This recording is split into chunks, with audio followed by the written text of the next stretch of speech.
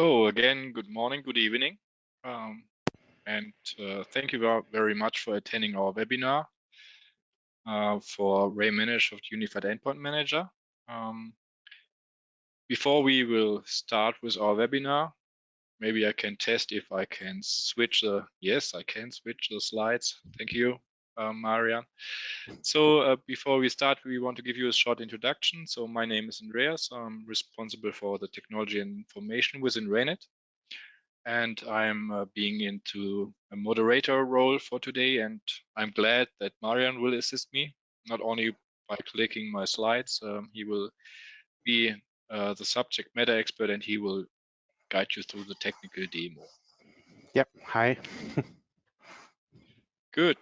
So what have we prepared so far, or for you, is we want to demo our solution from a use case perspective. Therefore, we selected out of many other use cases, we selected 3 of them: remote worker, update management, and vulnerability management. The reason why we have selected these use cases are because from one perspective, these are use cases that we can cover with our solution in a good manner. But on the other side, they are also actively being asked by our customer. Specifically, the remote work use case is a really popular one at the moment as a result of the COVID pandemic. I'm quite confident that you can't hear COVID any longer, but I think now we need to manage the result out of this pandemic situation. Good. Before we start, we want to give you just a couple of slides from an architecture perspective, so that you understand the general concept, that you understand the functional level of our product, and then we go straight into the use cases. So, as you might know, and we have a lot of existing customers in this audience, our solution does provide all required functionality around unified endpoint management. So from OS provisioning through app deployment and provisioning and management, specifically into direction of third-party software patching, updating the operating system, and so on. And we support this for classical and or traditional technology or IT, and for modern IT. The unique points on our solution where we see that we have an advantage compared to our competitors are specifically around vulnerability and data management. And both of this will be shown technically a bit later by Marian. But maybe as a takeaway, oh, and I forgot some important topic from an organizational perspective. You maybe have recognized already that we put you on mute. So apologize that I forgot this. But this doesn't mean that we want to avoid any human interaction. We are quite keen to get your feedback. We are quite keen to get your questions, but we would like to put them at the end of the session to answer it. If you have some question in between, please use the chat functionality, and we will collect the questions so that we straight after this presentation, we have within the Q&A session enough time to talk about this. And besides this, the session will also be recorded, and typically this is something that I need to announce earlier, so again, please apologize. So there's a recording of the session. We will hand over this recording to you. And besides the recording, we will also hand over the slides to you, which does mean that you can now calm down, relax a bit, specifically if it is not the end of your day, and you do not necessarily need to take notes, so you just can focus on this webinar. Okay. Besides the functional, it's important from an architecture perspective, specifically for existing customers, to talk a bit about co-management, because with RayManageSoft Infinity, in combination with our unified endpoint management offering, we bring it both under one roof, under the direction of co-management. So we have a central point for reporting the data of both solutions and for making decisions in a central way. And more or less, we manage the traditional on-premise IT through RayManageSoft Infinity, and every new aspect specifically around the user-centric requirement about customers asking for agentless management of modern IT devices, managing SaaS applitions. This is all of our modern management, and last not least, also managing the modern device types. Yeah, it's going far beyond mobile devices like smartphones, tablets. We talk about Internet of Things. We talk about industrial Internet of Things more in a specific way.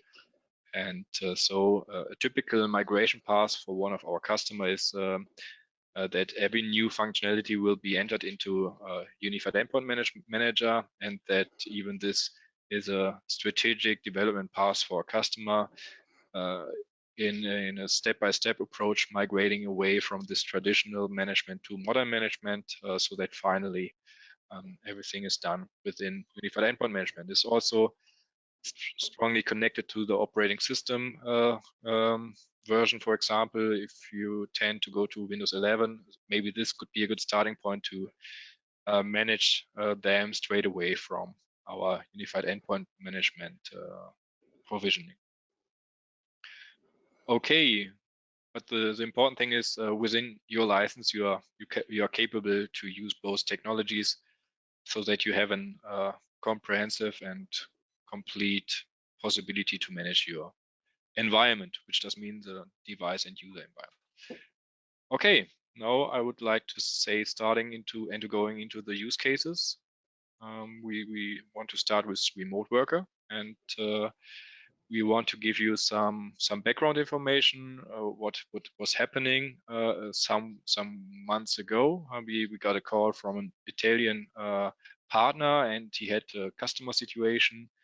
It was a governmental organization, and they sent out their employees into home office immediately in an emergency way, and they handed over the IT equipment to them as well. Yeah, specifically the notebooks, but also tablet systems that they handed over to them, and then they sent them into home office. And the result was that the IT operational team immediately lost the transparency. So they wasn't aware where are the notebooks located, what is the status about these notebooks, which notebooks are active, do we have security issues? And that's why they gave us a call, and with our solution, we helped them accordingly. And this will be now the starting point to introduce Marian and to show you our technical capabilities around supporting effective support of remote workers. All right, thank you for the introduction. And yes, so let me go right into our application. So maybe first of all, for your information, I created now a separate tenant in our SaaS application, which is hosted in the cloud. So it doesn't matter where the remote worker might be located through the internet. We are able to reach the system at all times. And as an example, we will now get a new device adopted and show you what we can do with such a device once we have adopted the device. So as you can see, I already have adopted a device here, just because the adoption process will take a couple of minutes, so we can continue on with the webinar until the agent I'm downloading right now is completely deployed. So basically, all we got to do is download our installation package here. And once the download is complete, my download folder will open. It's opening on the second screen here. So let me copy it. Let me move it. So basically now we have our installation agent, and I have prepared a blank virtual machine which we can use to deploy our agent onto. So basically all we got to do is extract the installation files and run the simple setup exe to get our device under management. Of course, this process can also be automated, but for now, we will stick to the simple manual way. So now I triggered the installation. This is basically all the end user has to do. And after a while, my device will appear here in my list of endpoints to be and is ready to be managed. What do I mean by managed? We can take a look on what kind of information are available to us once a device is adopted.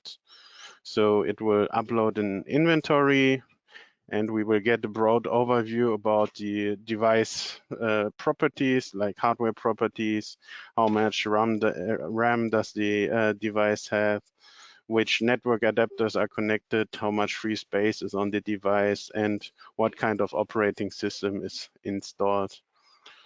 Further than that, there's also information about all the applications that are installed on the device. So it's not only about applications which are managed by our software, but also software that might have been installed beforehand by the user or someone else, which we might not like in our company network. So we could immediately send an email to the appropriate user or run a custom script to get rid of this software.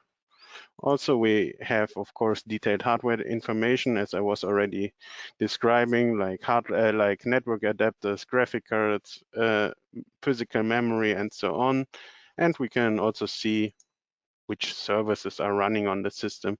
Is there something running that we might not want to run? Or stuff like that. Yeah. And also, we of course can not only see what is currently on the device, but we can also interact with the device. So we have the possibility here to assign new packages. For our existing customers, this could also be stuff like a settings or schedule package, but it can also just be a software package.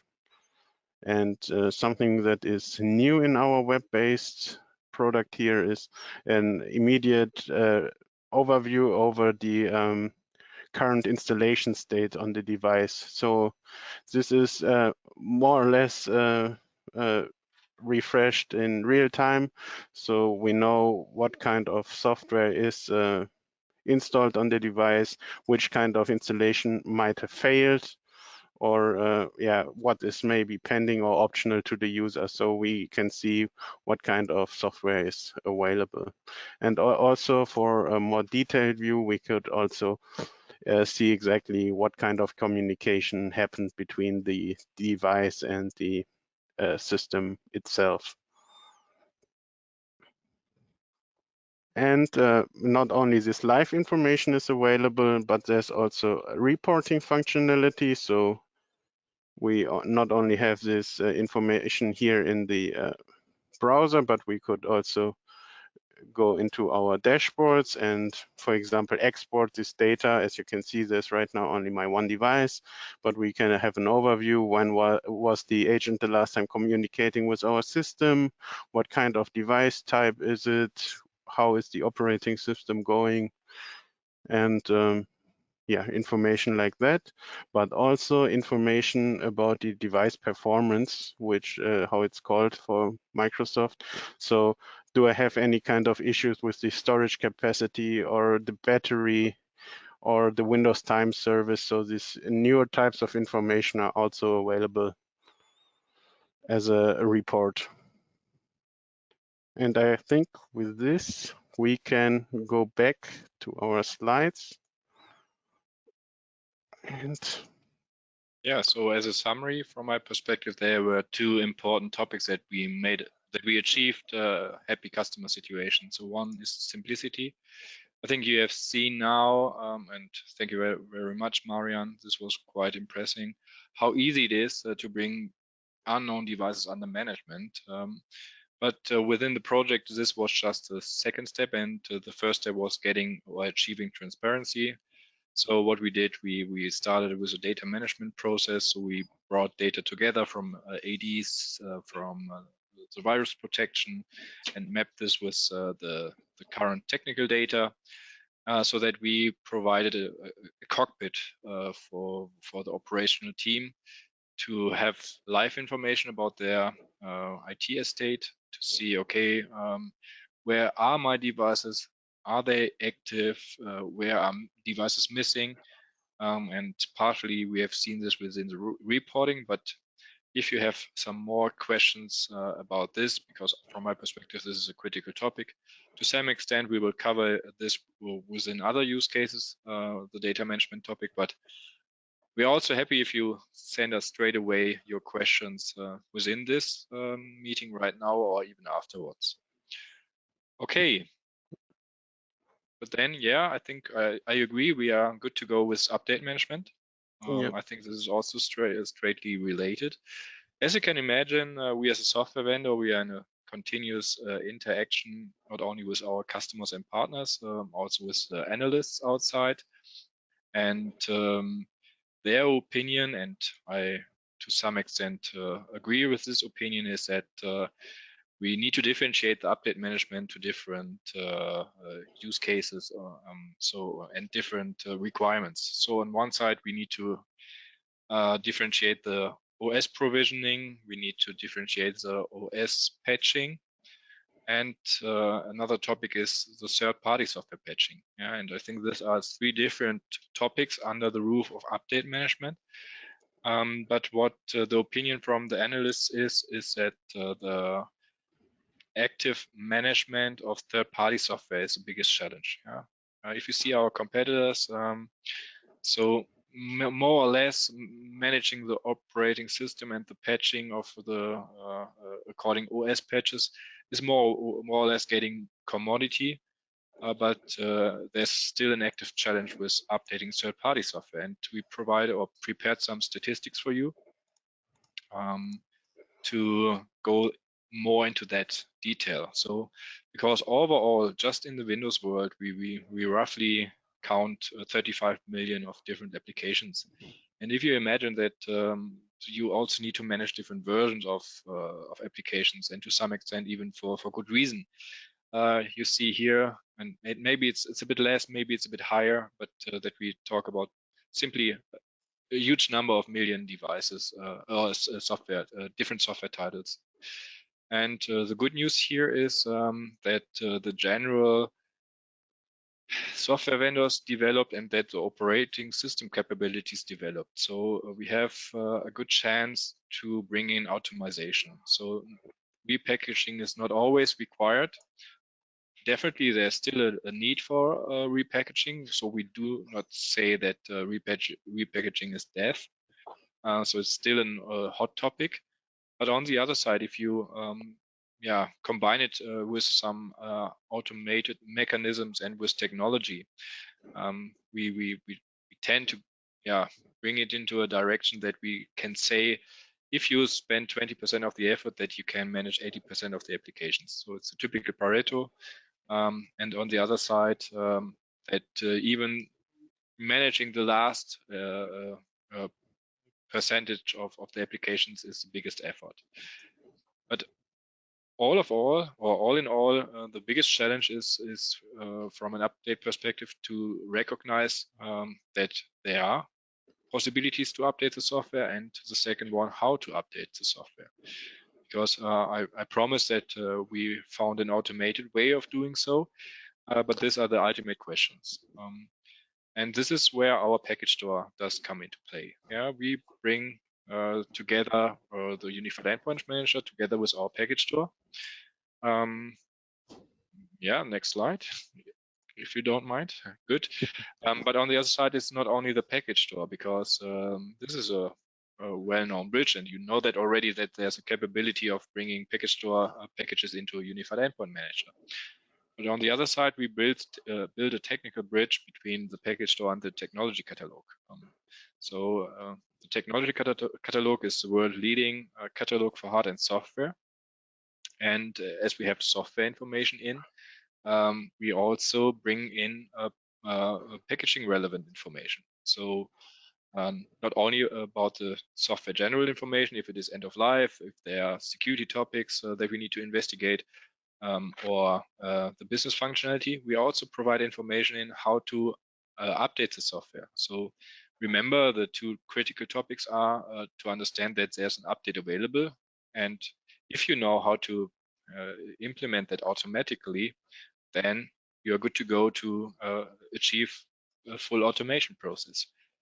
On the other side, if you haven't got enough applications available in a store, there would be the problem that you still not can achieve the automation. And what we now will do is with certain bot technology, with information from packages directly on a technical way, with web crawling, we massively extend our offering within the package store. Yeah, so finally means end of this year, we expect roughly around 5,000 different applications in 12,000 versions within our package store. And with this, you will be able to automate your third-party software patching process, probably not 100%, but to a really big degree. Yeah, and that's what you can expect from our side. So remember, there's a combination of the package store, but also with which is met with general technology information from the market, and this will help you within the unified endpoint management to be more efficient and provide higher quality in a lower time frame.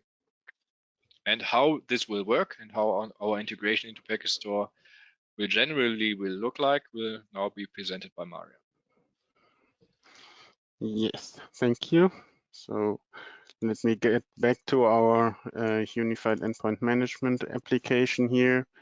So maybe first of all, our device is now finally fully adopted. We can see all the information I already showed you. And let's get back to the topic update management. Maybe the first section would be actually the update management of operating systems. That's not our main part here, but maybe just as a quick example, what can we do with Windows Update for Business? So we have the opportunity to select different kind of servicing channels, can define which kind of Windows updates are supposed to be done, and also can define how is the Windows Update service interacting with my end users. So do I have specific installation or maintenance times, or should it be just that the update can run at any time, just not within a specific time frame where my employee is working, or do I just want to keep the default? So this is basically our quick entry point into setting up the Windows Update Management. And for our third-party management, the entry point would be the package store.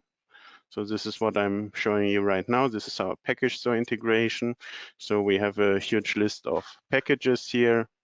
And as an example, if I would want to maybe download the Adobe Reader, I could click on it and visit the store page to get more detailed information about the package, and also put it to the shopping cart and get it delivered by email. So I already we will skip this step right now of the ordering process because I already ordered the package for us and downloaded it. So I can immediately start the Ray package application, which will also be delivered with our packaging files. And we can just simply open our ordered package here and get all the information about this package. So the first step here would be to actually download all the installation sources from the vendor itself. So we have the opportunity here to do it just with a simple click. Of course, we could also visit the site if we wanted to make sure that the hash is okay, but our system is usually doing all of this automated. So I would just click the link and our system will download this remaining installation files, which are missing from the package right now. And afterwards, we can configure it and deploy it into our UEM environment.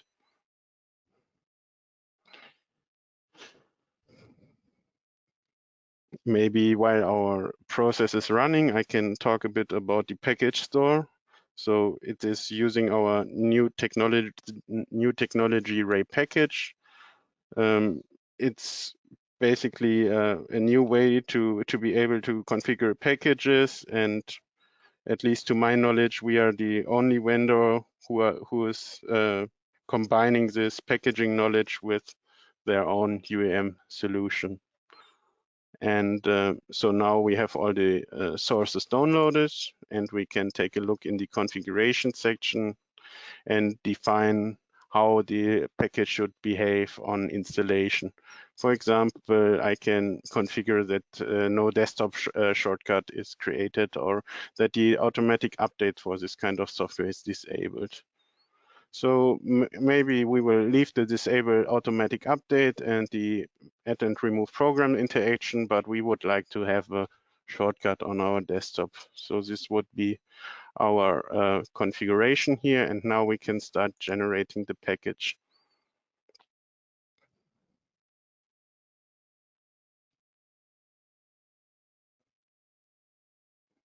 So once this package is created, let's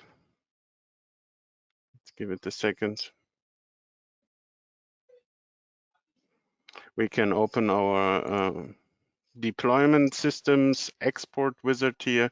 So we have different options to choose from. For our point, we would need the RayManageSoft UEM package type right now. And now I quickly need to enter my credentials. Give me a second. So now we have our wizard here. We can define some package name, for example. So if we are missing our Adobe here, for example, in the package title, or missing white spaces, we can extend it. And this is the way how our package will be available inside of UEM. Also, we could, if we would really need to adjust our installation or uninstall command lines, but usually they are all pre-filled by our system and ready to go. So if there's no specific need, we don't need to touch anything here. And basically with process, we are just starting the upload to our system right now. So since this is also taking some time, I already prepared the package here. In our library, we can already see the Adobe Acrobat Reader is available, and we can use this package to deploy it to our device. So just as an example, I will show you how we can directly assign this package to a device and how it is looking for the end user to receive such a package. So we could choose our Adobe Acrobat Reader here. We have different kind of configuration options while assigning a package to the device. For example, we can force the installation, or we could offer it as an optional installation. For now, we will force the installation, so the user will for sure have Adobe Reader installed after the next policy sync by our agent. And yeah, basically right now I can also show you the install state. As you can see, it immediately updated, and we can see this package installation is pending right now on the client. So how does it actually look for our agent? So yeah, the installation wizard finished. Let me close that. And let me just open the UI for the end user. How is the end user experiencing this? So right now, as you can see, nothing is installed. No optional packages are available for the user for installation because our synchronization between the server and our agent is running on a schedule. And since the schedule wasn't hit yet, there's no new information to the device yet. But we could also, if we have local administrative privileges, trigger this synchronization manually. So this is what I'm going to do. I will trigger the update, and after a while, we should see our Adobe Reader package deployed here.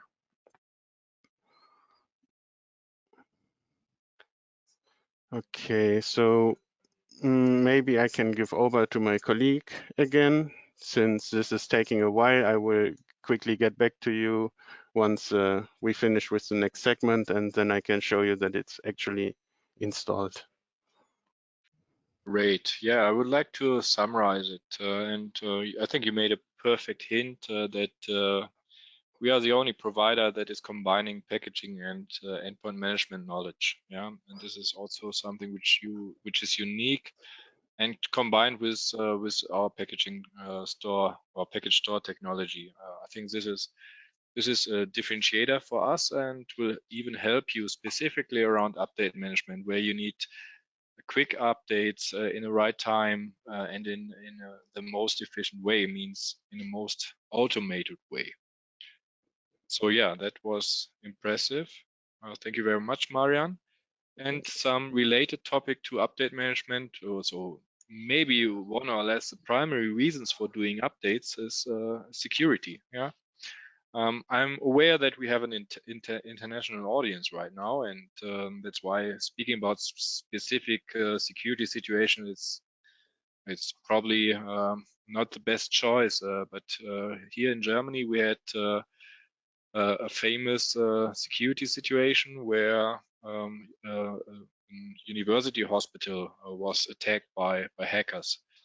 It was a ransomware attack, and the reason was a well-known security issue within Citrix. Yeah, so first of all, it could be avoided with an active vulnerability management, and on the other side, the bad thing is that at that time that life was at risk, yeah, because the general operation of this hospital was interfered. It wasn't. They were no longer they were not able to help their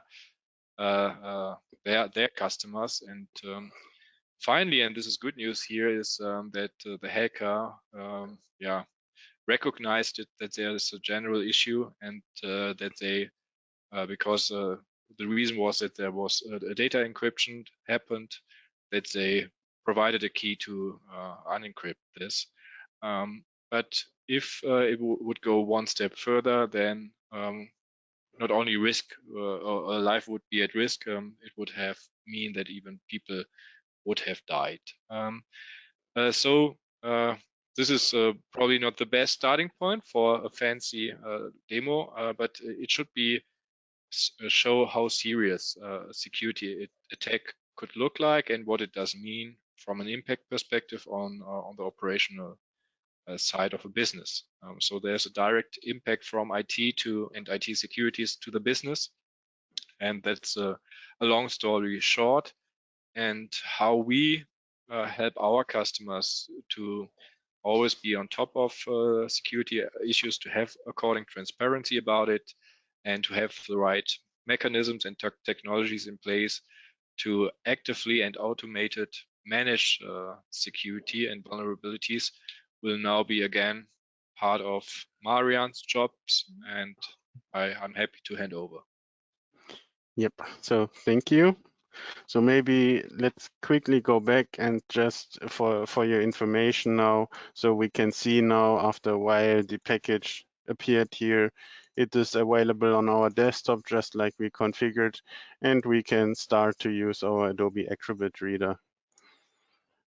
Okay, so but that was just a quick course just for you guys to verify that the package actually reached our system. And now let's go to our vulnerability management and how we are handling that. So for this, we have a separate environment with some more demo data available here. So we can really show you how this security patch management in our technology works. It is one of our important functions, of course, in our solution to manage which kind of security patches are applied and what is their current state. And besides the technical challenges like remote workers, patch management requires a clear process. So we really need to know what kind of patches are applied, what kind of patches are available, and how serious are my vulnerabilities. And for this, we have once a report here about all the security updates applied and available in our environment. And we can see which security updates might be critical and need to be applied and are maybe not applied yet. So we can do a filtering here and get some more detailed information on that. But also it's not only about the Windows security updates, but also about third-party vulnerabilities. So we have an additional overview here about all the vulnerabilities found within this specific environment. So as we can see, for example, we have some Adobe Air issues here, which have a pretty high severity, and we would need to solve these issues as quickly as possible. And we also have some automatic recommendations. This is something I will get to a little bit later on a different view. But just for your information, there is the possibility to get recommendations and also to create automations based on these recommendations. Also, users, of course, can receive automated alerts via email. So if there's some critical severity found, you can get an email about it. So the admin can immediately drill down on the issue to directly identify and remedy the issue. So to understand our security-centric management functionalities in general, I need to explain how we are handling it. So we call it here ETL process, so extract, transform, and load. It's a pretty common, I think, synonym for the data management in general, but how are we doing it? How are we collecting, transforming, and working with the data? We basically have it divided into 3 sections. So first of all would be the technology asset inventory. So we are going to all our information sources and using our managed connectors, we are gathering as much information as possible. And in the next step, we will try, in the data management step, we would try to unify this information and present it in a single view. So these sources could be something like Active Directory or the Office portal, for example. And how does this actually look like then? So there's something like this here. So in the end, we have an assessment, how many of my devices, for example, are already inventoried, how many devices did I find, which kind of software is installed on these devices, and what kind of recommendations can I get from this information that were retrieved from all these kind of sources. So for example, we could look here into the recommendation and see which kind of software we are supposed to uninstall, replace, or update. I mean, uninstall is of course always the worst case, depending on if this software is really needed. If it's not needed, okay, an uninstall is quickly done. Otherwise, we would need to find a replacement for it, of course. And yeah, this is not only the technology asset inventory, of course, but we can also get like a list of all the devices, not only managed by our unified endpoint manager, but also maybe by RMSI or by our RayMobile application, and get it all in a holistic overview here to really see what kind of devices are currently under management, what operating system is running on them, and are they compliant or not.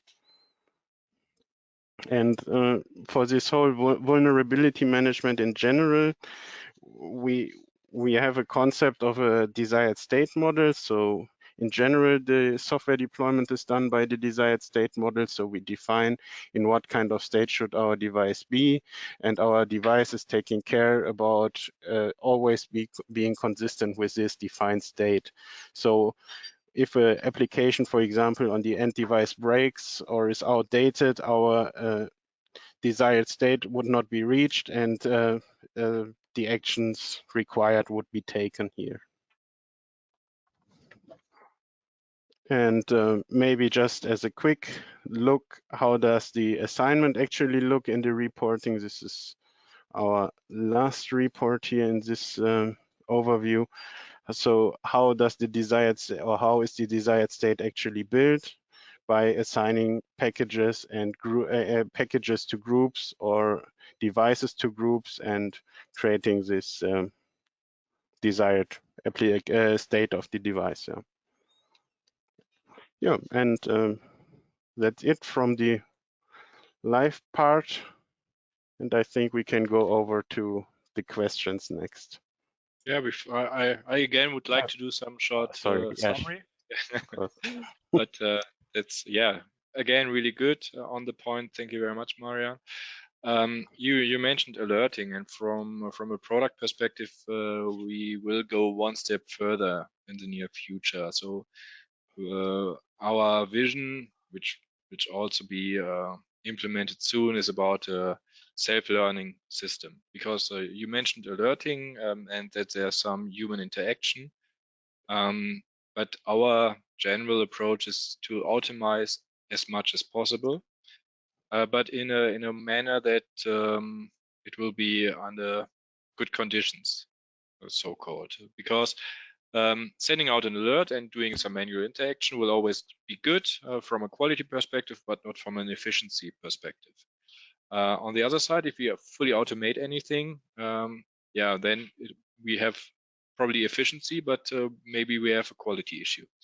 That's why we would like to introduce some self-learning capabilities. So the system will be trained by the operational stuff itself. So they will get an information about a clear recommendation how they want to proceed with a certain situation, and the system will learn from this. And the next time it will probably just send through this alert the recommendation and will immediately bring it into place if there's no negative feedback from the operational team, for example, so that we step by step bring in some human intelligence into our system. And I think this is not a general approach or a generic approach. I think it always is to some extent custom specific, because it is it will get guidance from a risk management guideline, which is from the customer itself. So how they do risk management in general. So they typically tend to ignore a risk, or do they tend to mitigate a risk? And therefore our system should learn based on the current behavior of the operational team. And once it has recognized how to how to react on a certain situation, the system the next time should do it automatically. But yeah, thank you, Marian. And now I agree. Now it's a good time for Q&A. Yeah, thank you, Andreas and Marian, for the exciting and also impressive insights into our UEM solution. Some questions came up during the webinar, so I read them out now, and I'm sure that you, Andreas or Marian, can answer them. The first question is, how many vendors do you support for vulnerabilities? This is a good one. So we are generally unrestricted. So because we connect to public vulnerability sources. I personally did never count them. I'm not sure what is about you, Marian, but it's generally not restricted. And it is also not restricted to software alone. It also does include hardware vulnerabilities, because this is the next step for our technology catalog as well, to improve the content of hardware as well. But yeah, hopefully the answer is okay that we say it's not restricted. Maybe if we have your email address, we can provide you detailed figures about the vendors and the amount of software titles which are already in our database from a security perspective. But Marian, or do you have a better answer? No, I mean the vulnerabilities are, a lot of them are also sourced through different online communities and our own knowledge. So I don't think we can put a definitive number on it. It's Can, but then we need to realign it tomorrow. yeah, or yeah, like that. Okay, perfect. The second question is, we have SCCM in place. How will the migration look like? We have SCCM in place and you want to migrate. Did I get it correct? Yes. Oh, so first of all, it's a good decision to do so. I think there are different topics that need to be investigated. Yeah. So one is the packaging. I think even within this session, we give a clear answer on how to migrate the packages because this is typically the critical path of every migration project from a unified endpoint manager perspective. And other than that, definitely we typically tend to plan a migration that we do not have a big bang. We typically would like to implement our solution, and for example, every new device onboard this with Unified Endpoint Manager, and so that we can decommit, that we do not have a real decommission process. On the other side, if you would go that way, that you could also, for example, structure the project that you say, okay, I will start with such a department and move these users and devices over to our solution. So general, what you need to investigate is the packaging topic. And with our solution, we tend to put it as generic as possible. So we typically do not recommend, although we have a packaging solution within Unified Endpoint Manager, we typically recommend to keep to the standard and take over vendor setups whenever it is possible, so that this is not a critical path for any further migration or update. But yeah, just focus on transparency first. Get a clue about your current software portfolio, investigating what packages are in place and what should be in place. So this is one angle, and on the other side, discuss the general planning with us from a user and device perspective, how you will move them over to us. Okay, thank you. The next question is, can you talk about features that will be available in other security management, specifically BitLocker, encryption keys, last communication, encryption algorithm, remote wipe? Yeah, sure. So some set of these functionalities are related to our mobile management offering, like wiping functionality. On the other side, if we talk specifically around BitLocker, this is a perfect example for our agentless approach. This is probably also a good example how our product development will happen in general. That every new functionality will be onboarded as an agentless functionality, because this is requested from the market, and it does make sense because the device vendors are doing a good job into that direction. So more and more can be done without the usage of an agent. And for example, the active management of BitLocker Defender is a good example for our agentless approach. Yeah. Okay, another question. Is it possible to implement RayManageSoft Unified Endpoint Manager on-prem? Yeah, it's possible. Technically, it's also a good way of doing it. On the other side, from a more operational strategic perspective, we would recommend to stick to our SaaS offering, because then you can focus on the real management of your user and devices, and you don't have to spend time with application operations and platform operations. But on the other side, it's technically possible. Generally, we would like to go into a case-by-case discussion, and we would like to, because definitely we have, and some of our attendees today are from huge organizations where an on-premise solution is still the desired way and the ultimate way of choice. And that's why we also provide this offering. But generally, we would recommend to go with our standard offering, which is a SaaS approach. Thank you. And one last question, can I use the existing RMS packages also within RMS UEM? Yeah, that's possible. What we have presented today is specifically the agent-based approach that you have seen, and it's a shared component between RayManageSoft Infinity and RayManageSoft Unified Endpoint Manager. That's why you have the possibility to simply bring them into our Unified Endpoint Management solution, which is a good way.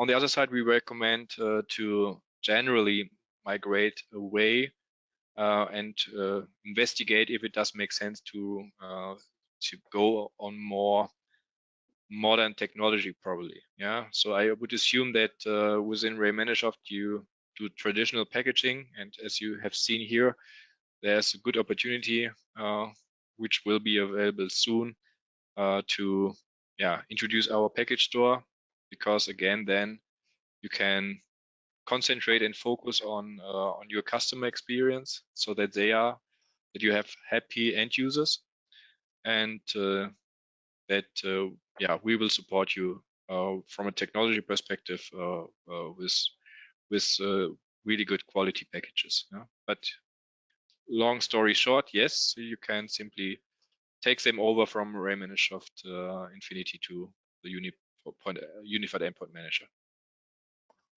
Okay, perfect. Yeah, so we have no more questions left. Again, thank you, Andreas and Marian, for the fantastic webinar.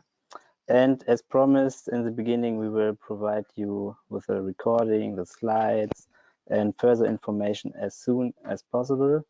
So stay tuned. Have a nice day, and yeah, thanks for joining. Yeah, thank you. Yep. Thanks, guys. Have a nice day. Bye-bye.